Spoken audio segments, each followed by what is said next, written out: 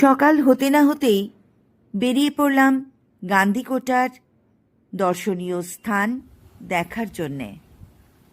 সব কিছুই আমাদের রিসর্টের খুবই কাছে। Good morning from APTDC resort, Andhra Pradesh tourism, Haritha resort.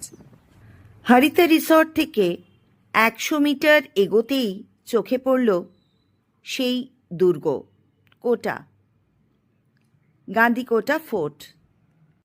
Gandhi মানে গিরিখাত বা গর্জ, কোটা মানে ফোর্ট বা দুর্গ। The Grand Canyon of India. ট্যুরিজমের দুনিয়ায় একটা হিডেন জেম বা রেয়ার ট্রেজার বলতে পারো।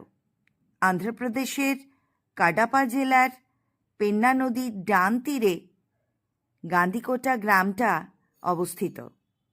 একটা বা দুটো দিন সময় নিয়ে এলে দারুণ সুন্দর ঘোরার এক ডেস্টিনেশন। ভারতের গ্র্যান্ড ক্যানিয়ন নামে পরিচিত গান্ধীকোটা দুর্গের ইতিহাস 1123 খ্রিস্টাব্দে শুরু হয়েছিল। সেই দুর্গের প্রবেশদ্বারের সামনে এসে উপস্থিত হয়েছি। একটা ফটোও তুলে নিলাম। যখন পশ্চিম চালুক্যদের অধীনস্থ কাপা রাজা এই দুর্গটা প্রথম নির্মাণ করে, সেটা ছিল বালির দুর্গ।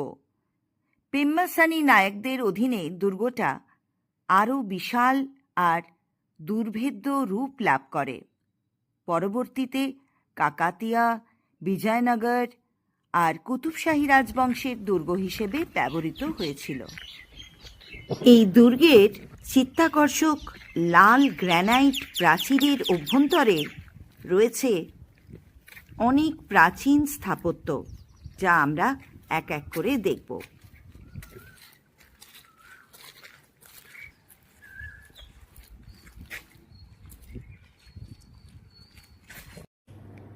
রয়েছে চারমিনার, আর ঠিক তার পাশেই রয়েছে একটা জেল, যেখানে কয়েদিদের বন্দি করে রাখা হতো।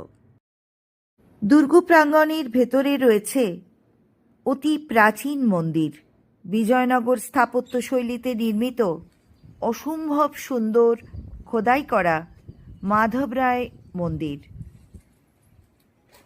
মন্দিরের পাশেই কৃষ্ণদেবরায়ের যুগে নির্মিত শস্য ভাণ্ডার, আর তার পাশেই একেবারে আর এক মন্দিরের ধ্বংসাবশেষ, রঙ্গনাথ স্বামী টেম্পল বা রঙ্গনায়াকুলা টেম্পল।